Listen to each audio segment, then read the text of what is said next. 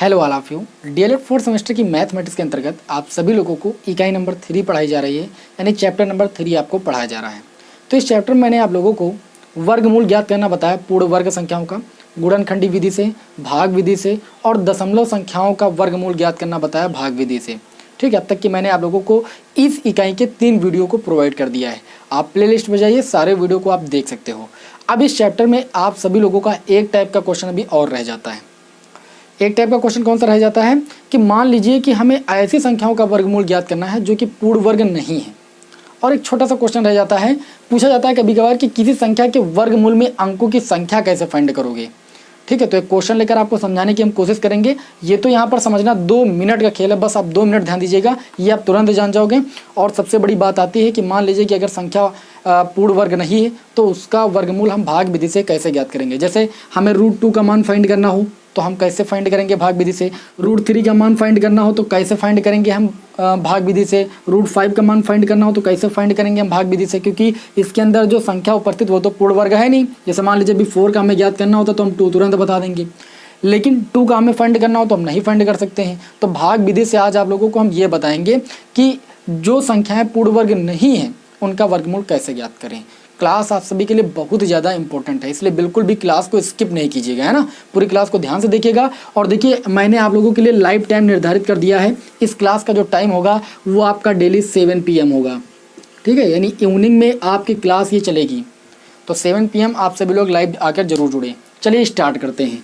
तो सबसे पहले हम बात करते हैं कि कोई संख्या अगर हमें दी गई है तो उस संख्या के वर्गमूल में हमें अंकों की संख्या कैसे ज्ञात करनी है। जैसे हम एग्जाम्पल लेते हैं, एक क्वेश्चन आपके सामने लेते हैं, ठीक है, तब आपको पूरी बात समझ में आएगी। तो क्वेश्चन क्या है, आप देखिए स्क्रीन पर क्वेश्चन आपके सामने लिख कर आएगा। बोला जा रहा है कि निम्नलिखित संख्याओं के वर्गमूल में अंकों की संख्या ज्ञात कीजिए। अब यहाँ पर देखिए कौन कौन सी संख्याएं दी गई हैं। आपको दिया गया है 256, है ना, और दूसरी संख्या दी गई है 1225, और तीसरी संख्या आपको दी गई है 14,641, और अगली संख्या दी गई है आपको 78, 32, 25। इतनी संख्याएं आपके सामने हैं। अगर इन संख्याओं का वर्गमूल ज्ञात किया जाए तो उसमें अंकों की संख्या कितनी होगी, ये आपसे क्वेश्चन पूछा जाएगा।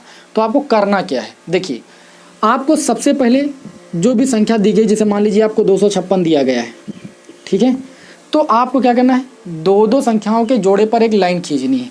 जैसे यहाँ पर 2 संख्या है तो इस पर हम एक लाइन खींचेंगे, जो कि हम भाग विधि में करते आ रहे हैं। और उसके बाद अगर हम देख रहे हैं कि मान लीजिए जो नंबर्स हैं वो इवन है, यानी सम है, ठीक है, मान लीजिए आपको यहाँ पर अभी एक 0 और लगा होता है यहाँ पर, तो हम क्या करते हैं, 2 संख्याओं के जोड़े बना लेते हैं। ठीक है, तो इस पर लाइन कितनी है आपकी, 2 है, तो इसका मतलब इसके वर्गमूल में अंकों की संख्या कितनी होगी भाई, 2 होगी। यानी अगर नंबर आपके सम हैं, ठीक है, तो जितने के आप जोड़े बनाओगे उतने ही वर्गमूल में अंकों की संख्या हो जाएगी। और अगर मान लीजिए आपका जो अंकों की संख्या वो विषम है, जैसे यहाँ पर 256 है, आप देख रहे हो कि यहाँ पर अंकों की संख्या 3 है। अगर हमें इसके वर्गमूल में अंकों की संख्या ज्ञात करनी है कि 256 के वर्गमूल में अंकों की संख्या कितनी होगी, ठीक है, तो हम क्या करेंगे, पहले जोड़ा बनाएंगे। एक जोड़ा तो बन गया, अब आगे जोड़ा नहीं बन रहा है, तो यहाँ पर एक संख्या का जोड़ा बना लेंगे, ठीक है ना। अब देखिए 1 और 2 जोड़े बन के 2 लाइनें हमने ड्रा किया। इसका मतलब यहाँ पर हम लिखेंगे, चूंकि यहाँ पर जो है बड़ी लाइनें जो हमने खींची वो कितनी है, 2 हैं, इसलिए इसके वर्गमूल में जो अंकों की संख्या होगी वो कितनी होगी भाई, 2 होगी। समझ में आई बात। अब जैसे यहाँ पर देखिए 1225 लिखा है, 1225, यहाँ पर देख रहे हैं कि अंकों की संख्या सम है, तो बढ़िया आराम से जोड़ा बन जाएगा 2 संख्याओं का, 2 संख्याओं का यहाँ पर बन जाएगा। तो इसका मतलब कितनी लाइनें हमने पड़ी खींची, 2। इसका मतलब इसके वर्गमूल में अंकों की संख्या कितनी होगी भाई, 2 होगी। इसके वर्गमूल में अंकों की संख्या कितनी होगी, 2 होगी। इसी प्रकार यहाँ पर देखिए, जैसे आपका लिखा था 14,641, बहुत ही सिंपल, बहुत ही आसान, कोई दिक्कत नहीं, ठीक है, संख्या सम हो या विषम हो कोई लेना देना नहीं। यहाँ पर आप जोड़ा बनाइए, जहाँ तक जोड़ा बन जाए वहाँ तक जोड़ा बनाइए। 2 संख्याओं का एक जोड़ा बना लिया, 2 संख्याओं का एक जोड़ा बना लिया। अभी संख्या के साथ जोड़ा नहीं बन रहा है, तो 1 है तो इस पर एक बड़ी लाइन खींच देंगे।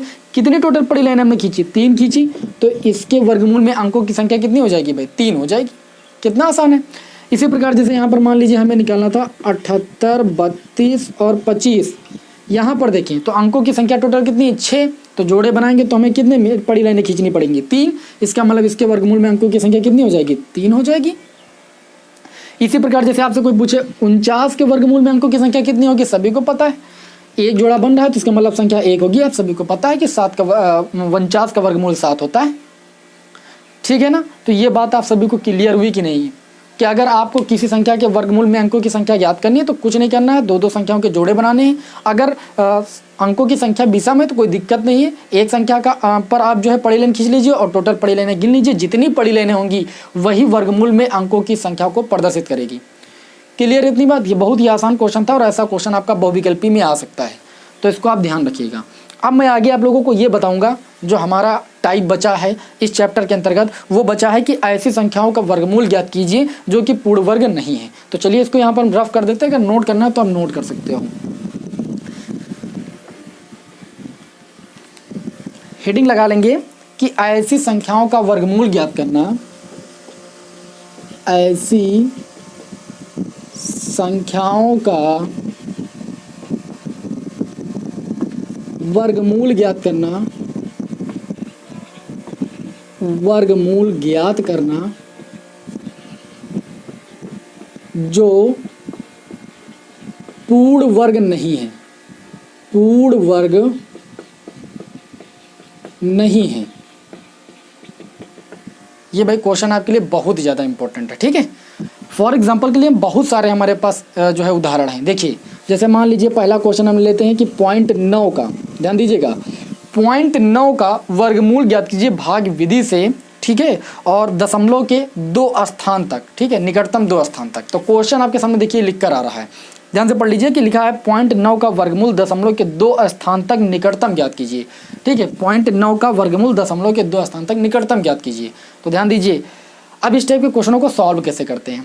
क्वेश्चन को ध्यान से पहले पढ़िए। देखिए क्वेश्चन में बोला जा रहा है दशमलव के 2 स्थान तक, 2 स्थान तक बोला गया है। जितने स्थान बोले जाए करना क्या है, भाग विधि मैंने आप लोगों को पहले सिखा दी है, ठीक है। वो अगर आपने नहीं सीखा तो आपको ये क्वेश्चन समझ में नहीं आएगा, इसलिए पिछले वीडियो जरूर देख लीजिए। तो यहाँ पर जैसे हमें 0.9 का वर्गमूल निकालना है और दशमलव के 2 स्थान निकटतम तक, ठीक है। तो हम क्या करेंगे, यहाँ पर वही पुराना काम, हम पहले जो है लाइन ड्रा कर लेंगे। यहाँ पर लिखेंगे हम भाई 0.9। अब चूंकि इस संख्या का हमें वर्गमूल निकालना है और यहाँ पर बोला जा रहा है दशमलव के 2 स्थान तक, तो जितने स्थान बोले जा रहे हैं, ध्यान दीजिए यहाँ पर 2 स्थान बोले जा रहे हैं तो इसमें एक ऐड कर लीजिए, जितने स्थान बोले जाए उसमें एक जोड़ लीजिए। 2 स्थान तक बोल रहे थे, एक जोड़ लिया, कितना आ गया 3। अब आपको इस संख्या के पीछे उतने जीरो बढ़ाने हैं कि 3 जोड़े बन जाएं। कितने बन जाएं, 3 जोड़े। तो यहाँ पर देखिए पॉइंट के बाद एक संख्या है तो यहाँ पर 3 जोड़े बनाने हैं, तो एक जोड़ा हो गया, 2 जीरो और बढ़ाया 2 जोड़े हो गए, 2 जीरो और बढ़ाए 3 जोड़े हो गए। क्योंकि हमें 2 स्थान तक ज्ञात करना था इसलिए पीछे हम 5 जीरो बढ़ाएंगे, क्योंकि दशमलव के बाद एक संख्या थी।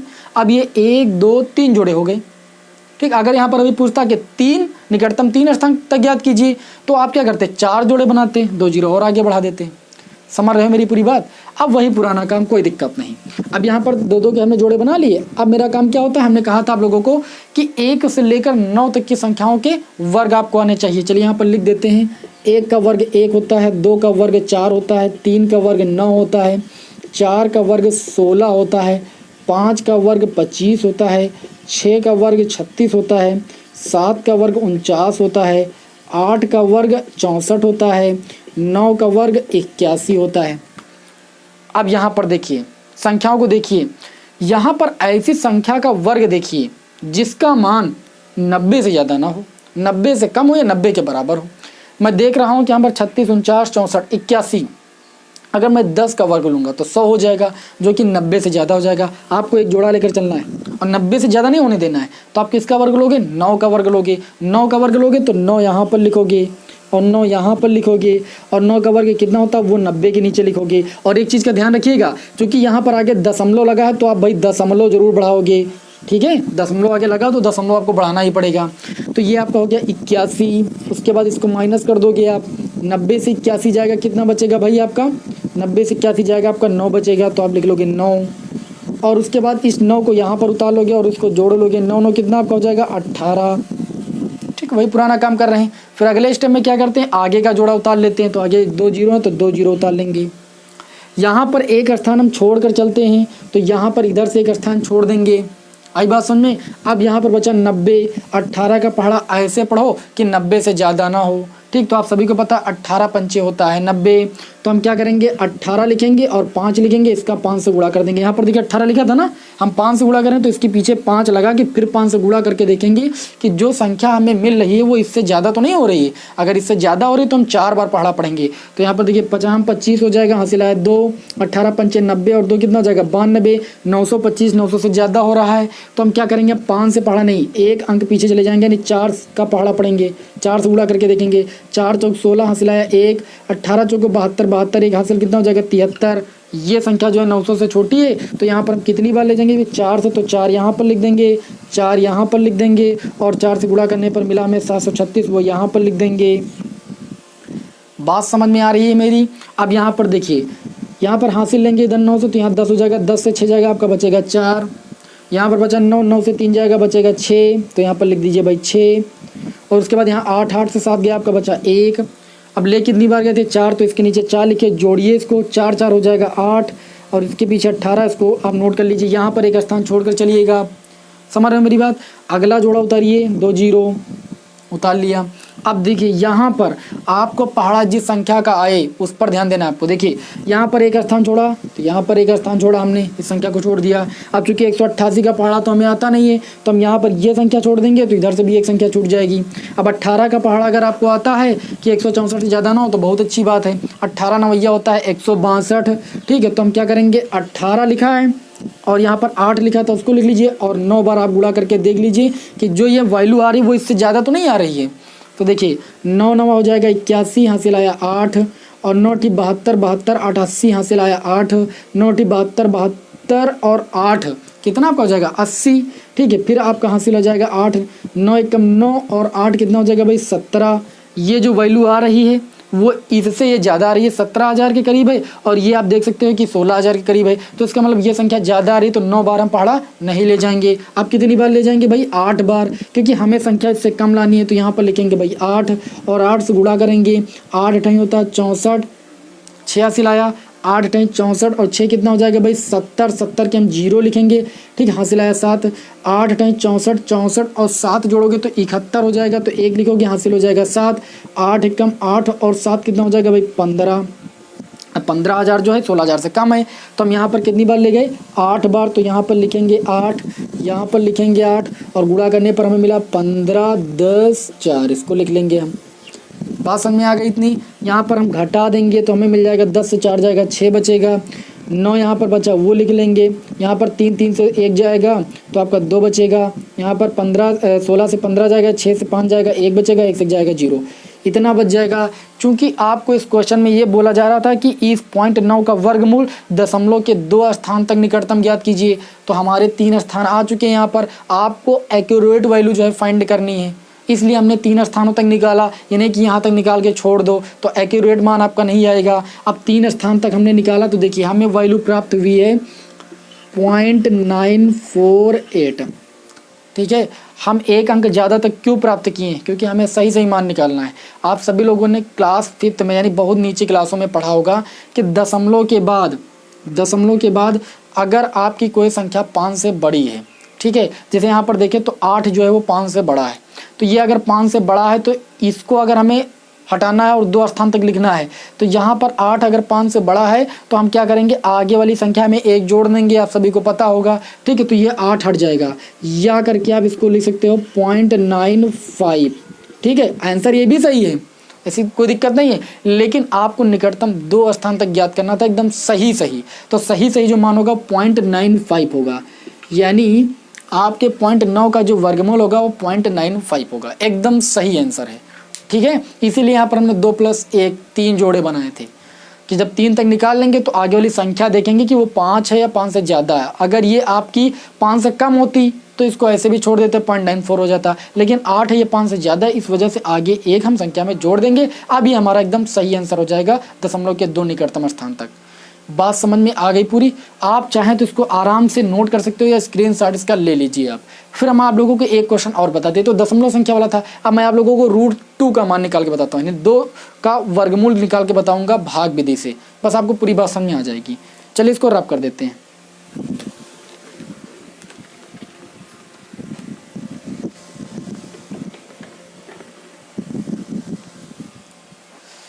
तो चलिए अब यहाँ पर हम प्राप्त करते हैं √2 का मान।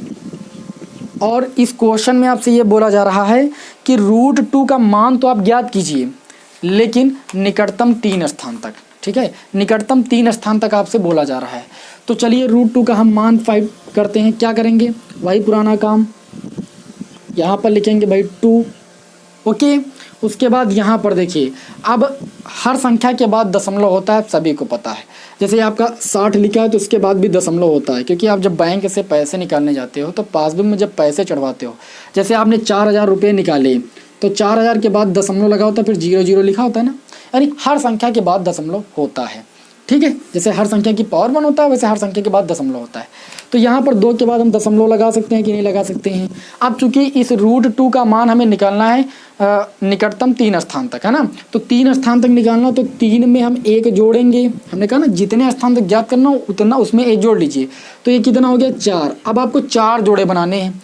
तो यहाँ पर देखिए 2 हो गया, अब दशमलव के बाद हम 1 2 1 जोड़ा हो गया, 2 जोड़ा, 3 जोड़ा, 4 जोड़ा, इतने जीरो हमें बढ़ाने पड़ेंगे।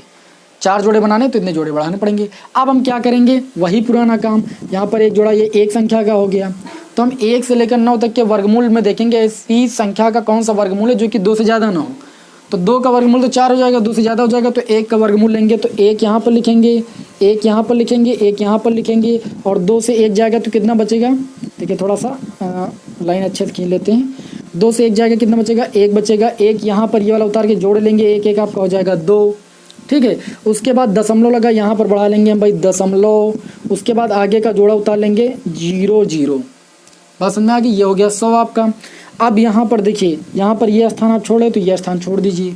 अब 2 का पहाड़ा इस प्रकार पढ़िए कि 10 से ज़्यादा ना हो। तो 2 पंची होता है 10, तो 5 यहाँ पर लिखोगे 2 के पीछे और 5 से गुणा करके देखोगे तो 50 हो जाएगा, 25 से 125 आ जाएगा, जो कि 100 से ज़्यादा हो जाएगा। और 100 से ज़्यादा वैल्यू हमें नहीं चाहिए, तो हम क्या करेंगे, 4 बार पहाड़ा पढ़ेंगे। तो 4 बार पहाड़ा पढ़ेंगे तो 4 जो आपका हो जाएगा 16, हासिल आया 1, 4 दूनी 8, 1 हो जाएगा 9, 96, जो कि 100 से कम है। तो 4 बार ले जाएंगे, 4 यहाँ पर लिखेंगे, 4 यहाँ पर लिखेंगे, ये 96 हो जाएगा। 100 से 96 जाएगा, 4 बचेगा।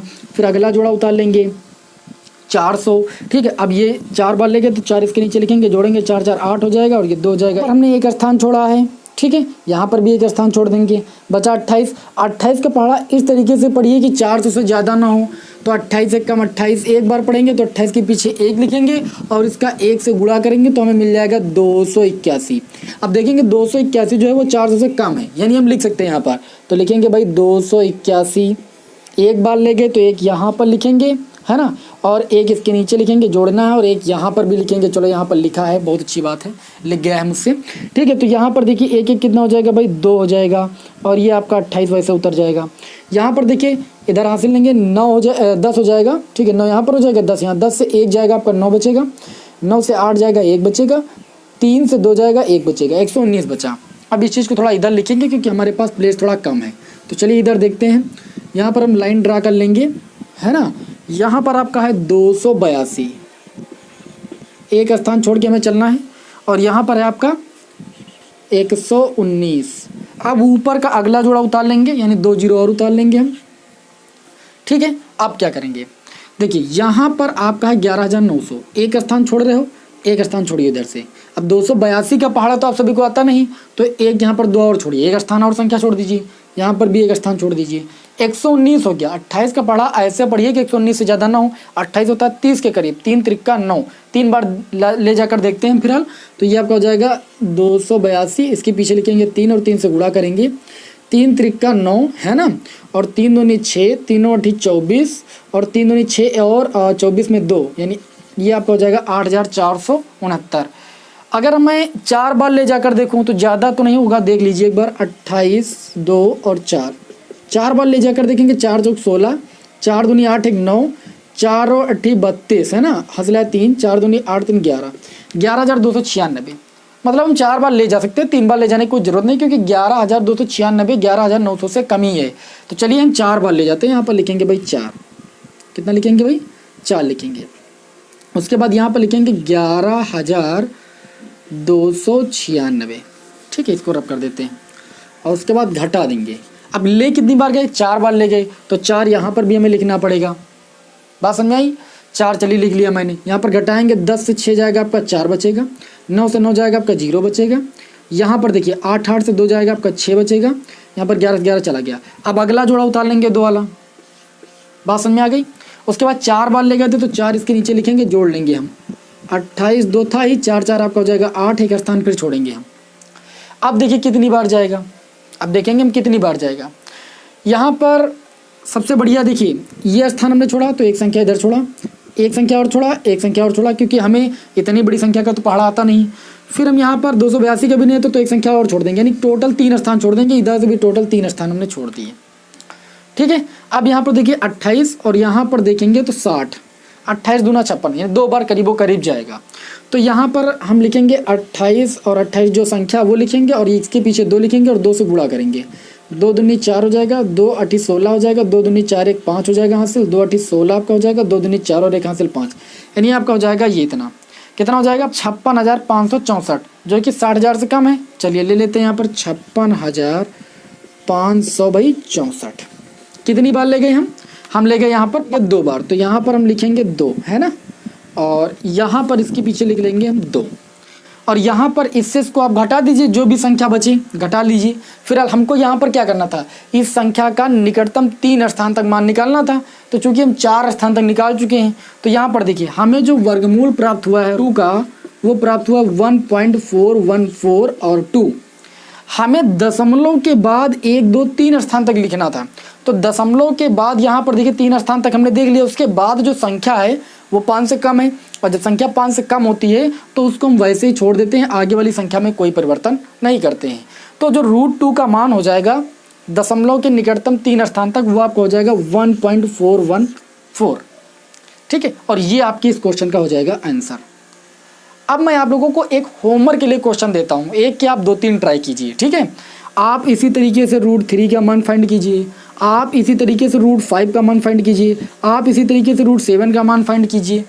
ठीक है, अभ्यास कीजिए ऐसे क्वेश्चनों को लगाने का, क्योंकि ऐसा क्वेश्चन जरूर एग्जाम में आ सकता है। भाग विधि द्वारा अगर वर्गमूल निकालना है तो जो संख्याएं पूर्ण वर्ग नहीं है उनका भाग विधि द्वारा वर्गमूल निकालना थोड़ा सा कठिन पड़ जाता है, इसलिए इनका अभ्यास आप जरूर कीजिएगा। ये 3 क्वेश्चन मान लीजिए आपको होमवर्क के तौर पर दिए जा रहे हैं। आज की क्लास आप सभी लोगों को कैसे लगी कमेंट बॉक्स में हमें ज़रूर बताएं। फिर नेक्स्ट क्लास में आप लोगों को मिलेंगे इस इकाई के अभ्यास प्रश्नों के साथ। ठीक है, चलिए फिर मिलेंगे आपको नेक्स्ट वीडियो में। जय हिंद, जय भारत।